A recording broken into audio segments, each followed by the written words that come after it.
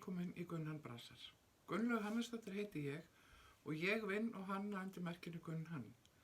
Ég bý í Kópavogi og er textílkennari. Fyrsta mál á dagskrá er peysan sem ég var að byrja á og það er úr þessu blaði hérna, Pom Pom, sem var gefið út vorið 2020 og ég er að fara að gera þessa hérna peysu. Ég sagði ykkur frá henni seinast að ég var að spá í þessa eða einhverja 3 aðrar, en ég ákvað að drífa mig að gera þessa og mér finnst þetta að koma svo fallega út og það sést svolítið vel hérna hvernig þetta er. Ég er að nota gadd sem að ég á fyrir og þetta í uppskriftinni stendur að vera 2 þræðir, móher og svo ullarband, en ég átti þetta hérna sem er alpakaull frá Ísrael og mér langaði að nota það.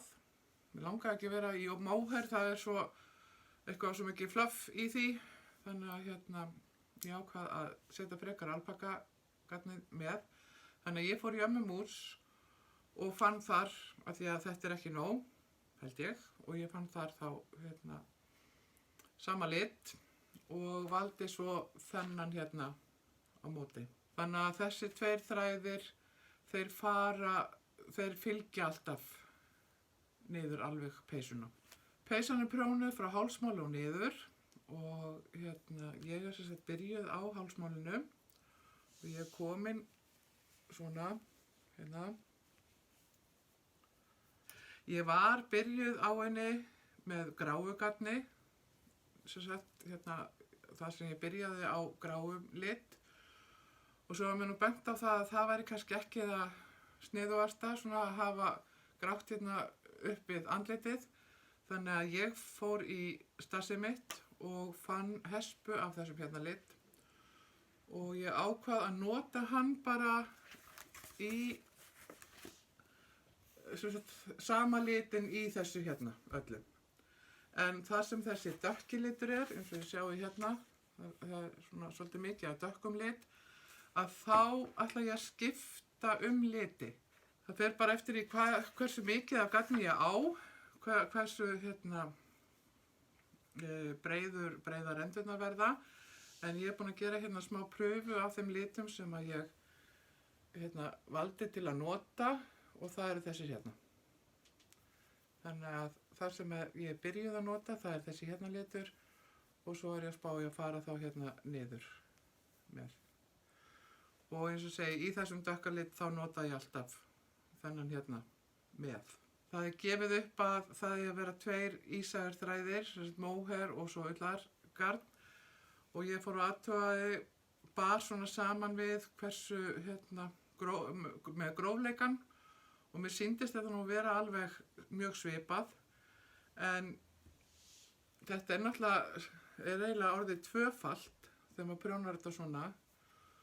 Og mér finnst þetta að vera svolítið þykkt, en ég veit það ekki. En ég ætla bara að sjá til og máta þetta þegar ég er komin lengra. Þegar ég er komin kannski eitthvað hérna og þá sé ég svona hvernig þetta kemur út. Nú þá verður þetta bara þykk peysa og líf. Samkvæmt uppskriftinni að þá á hún að vera stutt með stuttum ermum. Ég hugsi að gera hann nú síðara heldur en að gert er ráð fyrir hérna og ermarnir verði líka aðeins síðara, nái aðeins niður fyrir olnboga.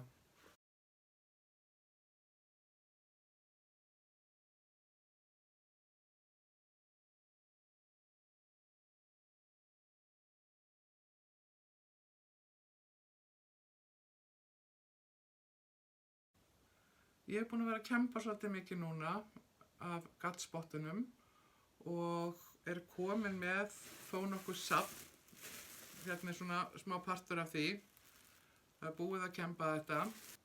Það er svo mikill munur að hafa þessa kempivél og setja svona þetta fórkemda í vélina eins og ég sýndi ykkur í seinasta þætti og þá verður þetta svo miklu lengri þræðir og auðveldar að spinna það á rokkinn. En á móti kemur að þá verður þetta svona jafnara. Það sem ég var búin að prófa, það var garn sem ég sýndi ykkur daginn og þá var ég ekki komið kempivélina og ég var að setja bara hvert svona stykki fyrir sig. Það er að segja að, þegar ég sýni ykkur, þá var ég bara með þetta svona og tók og gerði úr þessu og svo tók ég næsta og svona, og þetta var oft svolítið að detti sundur og þetta var vesen. Þannig að ég held að hitt sé miklu þægilegra að vinna, en á móti kemur að þá verður það kannski jafnara, það verður ekki eins miklu svona, það verður ekki eins mikið af svona þykkildum inn á milli, en það kemur í ljós hvernig þetta verður. Ég gerir mér enga grein fyrir því hversu mikið gagn ég fái út úr þessu sem ég er búin að kempa og hvort að það dugi í eina peysu eða hvort að ég þurfi eða hvort ég kannski setji það sem munsturlit eða hvað þetta verður.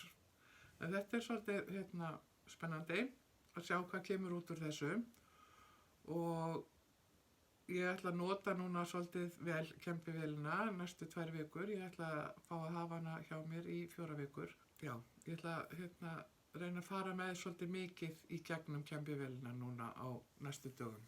Sumarið 2019 fór ég á samstarfskonu minni Hugrúnu Gunnarsdóttur á Hvolsvöll og fórum þar á Njálusetrið og kíktum á refilinn sem verið er að sauma þar, Njálurefilinn, og saumum aðeins í hann.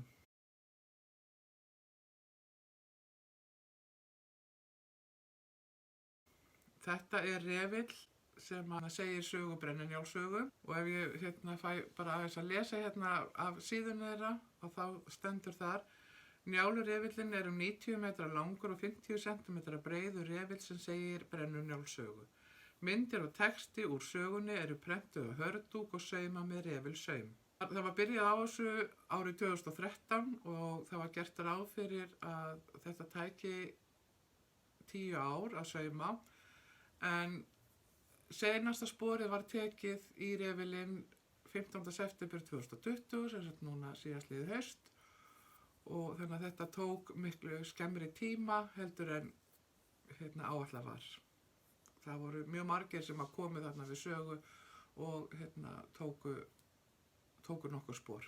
Sú sem hannaði refilinn og teiknaði myndirnar er Kristín Ragna Gunnarsdóttir.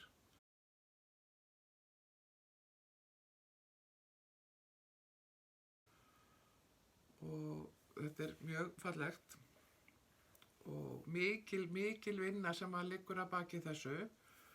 Til þess að eiga svona minningu um þetta, þá keypti ég svona saumakitt. Ég valdi, það voru til í nokkrum stærðum, litlar myndir, stóra myndir og allt þar á milli, og ég valdi sem heitir Förukerlingar kjafta frá. Hérna er teikningin af henni.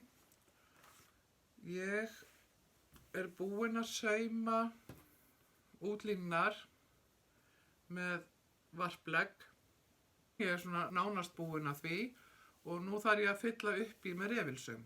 Ég hef ekkert gert í þessu núna í svolítinn tíma, en ég ætla að taka þetta upp núna og fara að fylla upp í.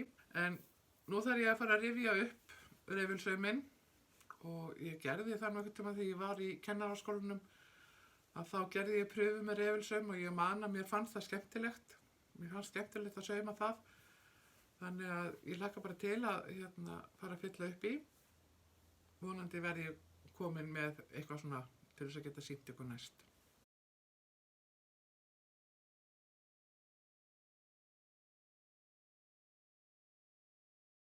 Mér hefur þótt þetta mjög skemmtilegt að vera með þessa YouTube-rás mína. Nú er ég búin að vera með hana í 13 vikur.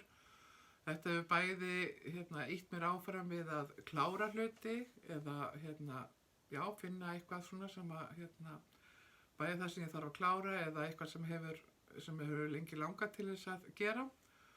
En það fer svolítið mikil tími hjá mér í að klippa þetta til, taka upp og klippa og gera þetta klárt fyrir YouTube, og ég var að taka það ákvörðun að ég ætla að hafa þetta hálfsmánaðarlega. Þannig að ég seti út myndband frá mér á 2 vikna fresti.